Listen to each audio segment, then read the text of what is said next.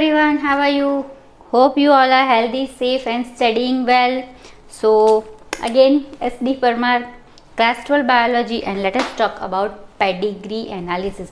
Now what is this pedigree analysis? First, pedigree analysis is nothing else but a representation of chapter number 5. We are doing principle of inheritance, and in that today I am doing pedigree analysis, representation of a family history in form of charts. Okay और उसको simple word में हम लोग बोलते हैं family tree. That is pedigree analysis. Okay, so for what reason are we studying pedigree analysis? What is the benefits of pedigree analysis in inheritance? So pedigree analysis is useful, as I told you, that it is responsible, it is the presentation of some family charts na? So definitely we can easily understand the generation, the several traits which are inheriting from parents to progeny, genetic disorders also we can detect. So these all are the benefits of pedigree analysis.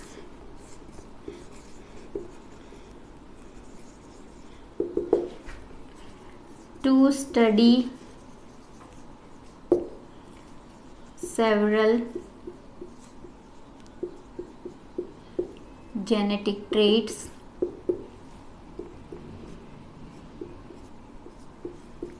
to understand inheritance,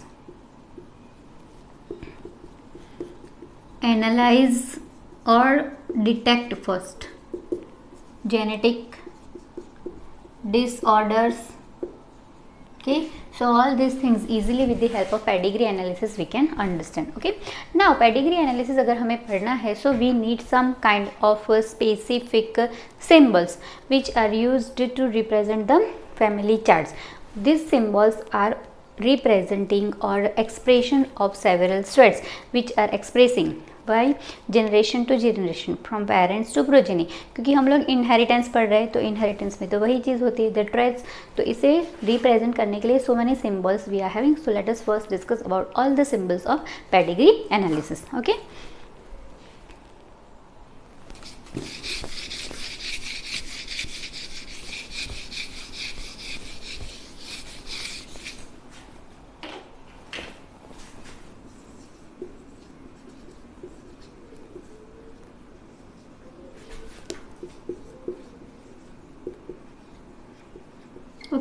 pedigree analysis में charts को पढ़ने के लिए, represent करने के लिए हमें क्या क्या सिंबल्स की ज़रूरत पड़ेगी, मतलब विच आर द एक्सप्रेशंस और द ट्रेड्स, उसे एक्सप्रेस कैसे करना है उसके लिए हमें सिंबल्स पढ़ने होंगे.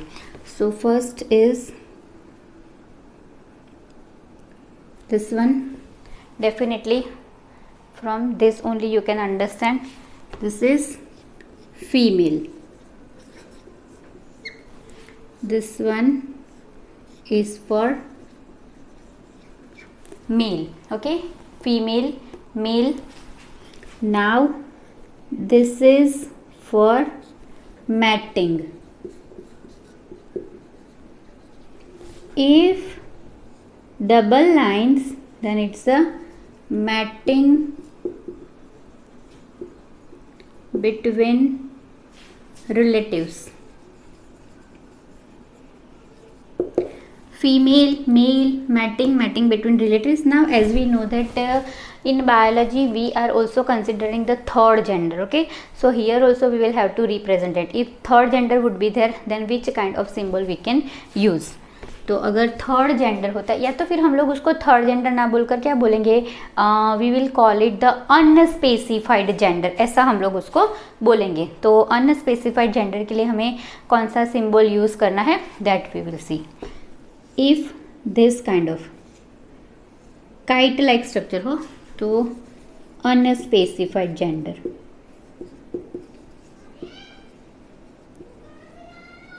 Okay, then after this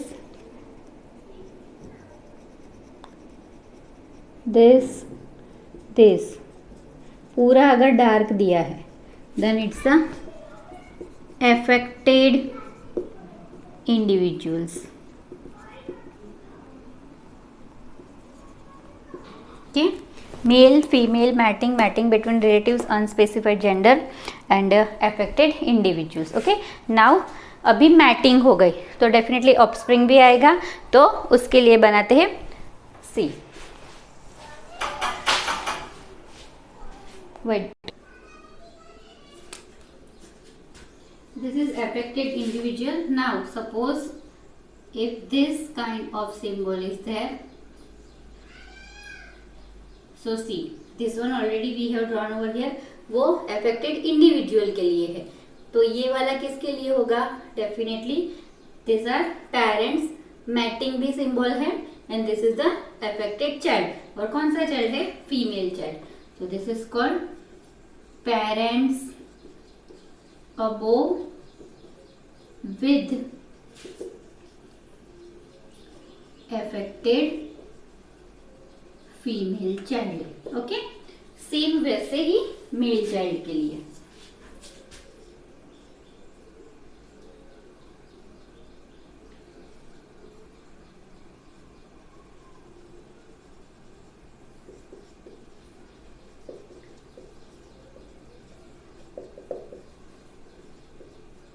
with affected male child. Clear? Parents above with affected male child. Okay, now हम लोगों के पास एक जैसे बहुत सारे पेडिग्रीज हमें सॉल्व करने हैं. हीमोफीलिया हमको करना है, सिकल सेल एनीमिया हमको करना है.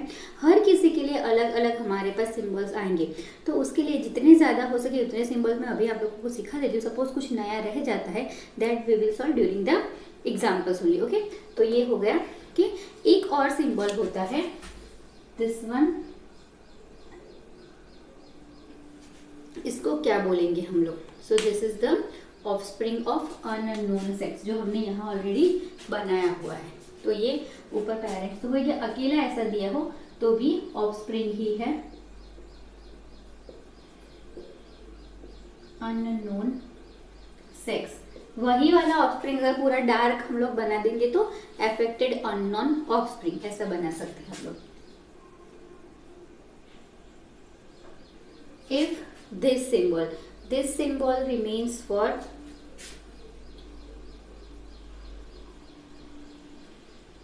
affected unknown offspring. Okay, this also, और इसको डार्क कर दो तो वो भी हम लोग यूज कर सकते हैं. होप आप लोगों को ये इतनी चीजें समझ में आ रही है. नाउ इफ दिस, और ऊपर ऐसे सपोज काटने का हम सिंबल लगाते हैं, काट रहे हैं उसको, तो वो डिसीज्ड ऑफस्प्रिंग है. दोनों ही ऑफस्प्रिंग डिसीज्ड है.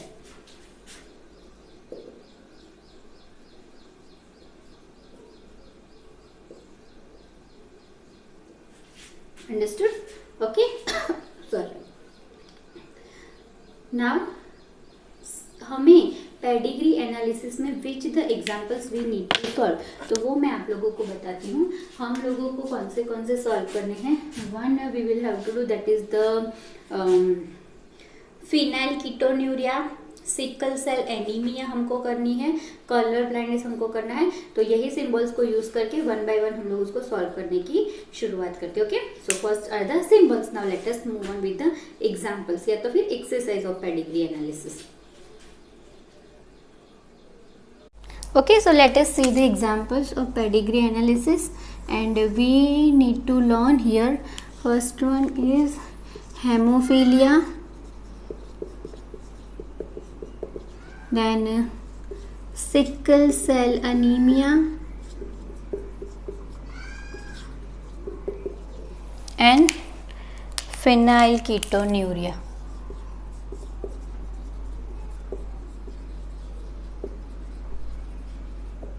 Okay, so the hemophilia, let's see first. Hemophilia is also known as royal disease. इसको रॉयल डिसीज भी बोलते हैं. क्यों बोलते हैं रॉयल डिसीज? क्योंकि ना इसका जो इलाज है उसको करवाने में बहुत पैसा खर्च होता है। नहीं, ऐसा नहीं है। रॉयल डिसीज इसको इसलिए बोलते हैं because this disease was first detected in the royal family of Queen Victoria. She was herself was a carrier of haemophilic disease, और ये एक रेसेसिव सेक्स लिंक डिसीज है। Recessive sex linked disease. Okay, so royal disease was first identified in the family of Queen Victoria. That is why we also call it royal disease. This disease affects the single gene which expresses the blood clotting. हमारी body में जो blood clot करने वाले sales है, we know that कौन है वो, platelets. इससे ये पॉइंट म्यूटेशन है जो ब्लड क्लॉटिंग एक्सप्रेसिंग जीन्स को अफेक्ट करता है। That results in the person would be having very rarely blood clotting और less blood clotting, rapidly blood clotting नहीं होती है। तो सो द स्मॉल स्कार और वेरी लिटिल वुंड और injury will also lead to excessive blood, and that is why on the spot only person could be having heavy blood loss due to any accident or any rashes or any injury, and person could have death also.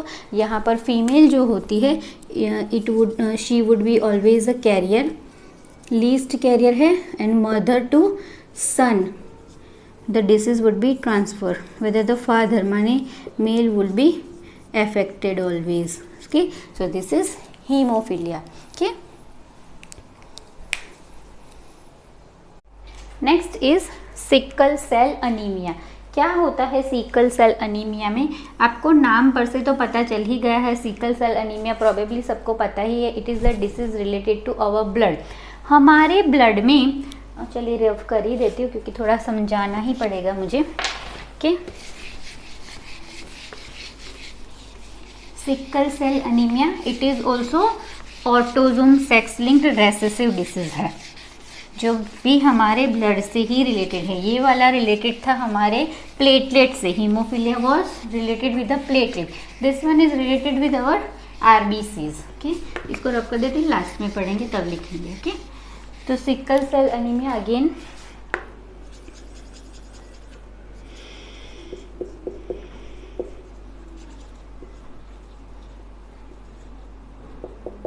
Sex linked recessive autosomal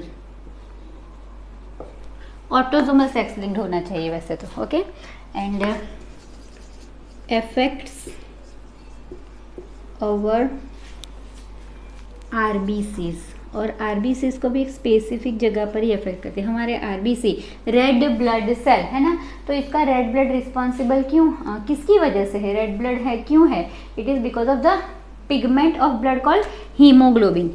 तो हमारा जो haemoglobin है उसका जो beta globulin chain है, the haemoglobin having beta globulin chain, it is getting affected in this sickle cell anemia. Now as we know that our RBCs are of disc like shape, disc like shape के होते हैं। So when this single cell anemia with a point mutation, मतलब कि single gene को ही affect करता है, तो इसको जो हमारे बीटा ग्लोब्यूलिन जीन को, जो हमारे पास कौन सा है, HbA होता है, HbB होता है, तो पॉइंट म्यूटेशन जब होगा जिसको भी वो अफेक्ट करेगा, तब क्या करता है आरबीसी का ये जो डिस्क लाइक शेप है ना, उसको म्यूटेट करके जब वो म्यूटेशन होगा so it will be converted into the sickle shape, sickle shape का कर डालेगा, वो चेंज ही कर डालता है शेप, तो इसको बोलते हैं sickle cell anaemia. What happens actually, ये तो बात हो गई भाई उसका शेप चेंज करने वाली, पर डीएनए में क्या होता है? सो द डीएनए जिसमें ट्रिपलेट कोडन, मैंने ऑलरेडी आप लोगों को म्यूटेशन में पढ़ाया था, तो जो ट्रिपलेट कोडन है for our haemoglobin beta globulin chain, उस ट्रिपलेट कोडन में हमारे पास सपोज है ए जी एंड सी, तो बीटा ग्लोब्यूलिन चेन का जो जी है, जी माने ग्वायानिन, उस ग्वायानिन पर म्यूटेशन होता है, और ग्वायानिन को पॉइंट म्यूटेशन किस टाइप का सब्सटीट्यूट किया जाता है, कौन सब्सटीट्यूट करता है? वेलेनाइन। तो ग्वानिन विल बी रिमूव्ड और उसके प्लेस पर आ जाएगा वी, ग्वानिन की प्लेस पर आ जाता है वेलाइन। ओके, तो या तो फिर आप लोग ऐसे भी समझ सकते हो, जो अमीनो एसिड ग्लूटामिक एसिड है, ग्लूटामिक एसिड या glutamate amino acid, it is getting change bye amino acid valine.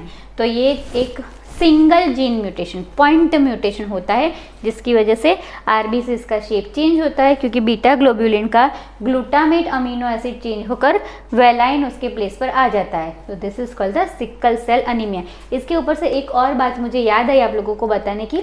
आपको पता है फ्रांस में कभी भी किसी को मलेरिया नहीं होता है।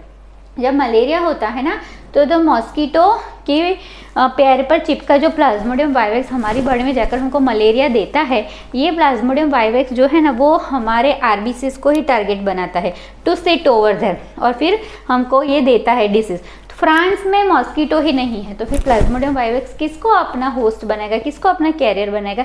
इसलिए फ्रांस के लोगों को कभी भी नहीं होता है। एंड द अदर, जो शायद अगर मैं रॉन्ग नहीं हूँ तो जो ब्लैक नीग्रोज है, this people also do not never get malaria, क्योंकि उनका जो आरबीसी है वो पहले से ही सिकल शेप्ड है, बाय बर्थ ही उन लोगों का आरबीसी सिकल शेप्ड है।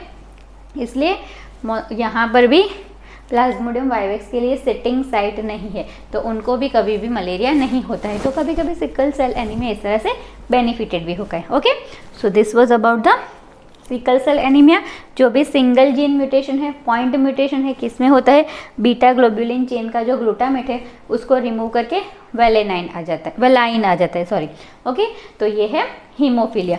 Now let us talk sickle cell anaemia. Now let us talk about the third one, that is फिनाइलकीटोन्यूरिया।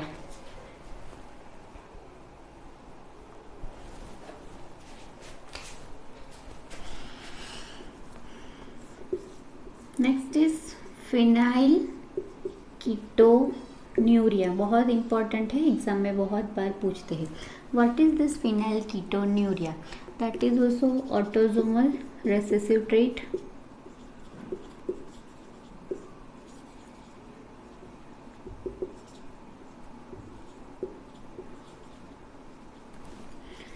Here it affects the metabolism.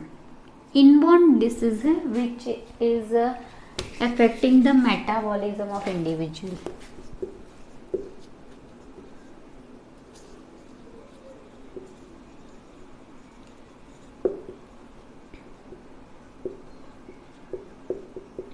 कैसे मेटाबॉलिज्म को इफेक्ट करती है? The person who is affected by phenylketonuria, इस person की body में phenylalanine hydroxylase enzyme का functioning तो छोड़िए, वो एंजाइम प्रोड्यूस ही नहीं होता है। और हमें पता है एंजाइम किस चीज़ के रिस्पॉन्सिबल है। एंजाइम जो है वो हमारी बॉडी में बहुत सारी मेटाबॉलिज्म करते हैं। देखिए, पहले मैं आपको ये बता दूं कि मेटाबॉलिज्म क्या है। Metabolism is a combination of two actions, catabolism and anabolism. मतलब कि चीज़ों को जोड़ना, कैटा माने कटिंग एंड एना माने जॉइनिंग। तो कैटाबॉलिज्म और anabolism are the synthetic processes और biochemical reactions in our body जो कटिंग और जॉइनिंग का काम करते हैं। जैसे हम खाना खाते हैं, ग्लूकोज का कटअप हुआ, कैटाबॉलिज्म हुई, और एनर्जी का प्रोडक्शन हुआ, एटीपी बना, एनाबॉलिज्म हुई सॉरी।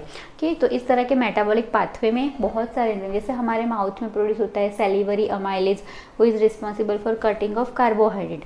सेम वे में यहाँ पर हमारी बॉडी में एक स्पेसिफिक एंजाइम है, फिनाइल एलेनिन एनहाइड्रस सॉरी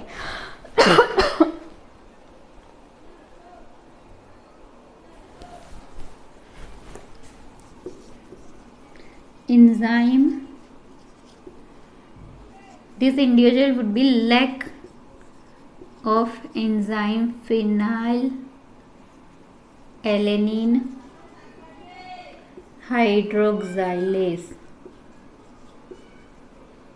ये एंजाइम क्या करता है? It is responsible for conversion of phenyl alanine to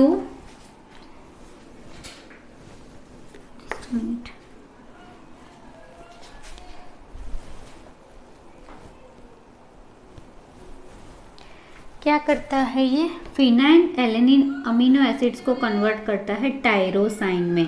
टायरोसाइन के अंदर कन्वर्ट होना चाहिए, ये स्टैंडर्ड फंक्शन है, रिक्वायर्ड फंक्शन है, that phenyl alanine amino acid should be convert into the tyrosine amino acid.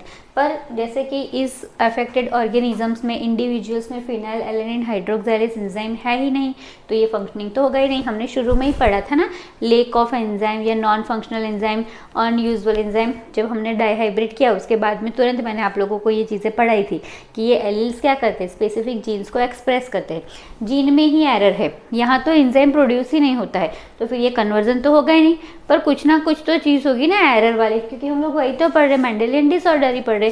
तो क्या होता है, फिनाइल एलेनिन को टायरोसिन में कन्वर्ट ना करते हुए वो क्या करता है, एरर ये आती है कि phenyl alanine will convert into pyruvic acid, जिसको हम पायरुवेट भी बोलते हैं, एंड अदर डेरिवेटिव्स।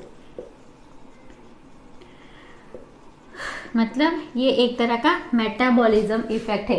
पर्सन की बॉडी में phenylalanine hydroxylase enzyme which is responsible for conversion of phenylalanine to tyrosine, as this enzyme is not present in person's body, what is happening, phenyl alanine is converting into the pyruvate and other derivatives. This is the error, this is the metabolic error, and this error is called phenylketonuria. इसकी वजह से that person who is not having this phenyl alanine hydroxylase enzyme, the person who is affected by phenylketonuria, Mendelian disorder, it could be even mentally retarded person.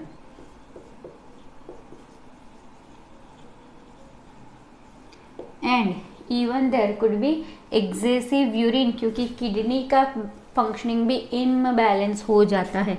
So excessive, या तो कभी कभी the person would be not having sensation of urine, उन लोगों को समझ नहीं आता है, जो हमें पुश मिलती है गॉल ब्लैडर से, वो पुश उन लोगों को समझ में ही नहीं आता है, and they can lead to excessive urine. Okay, so this are 3 Mendelian disorder: sickle cell anaemia, haemophilia and phenylketonuria. Okay.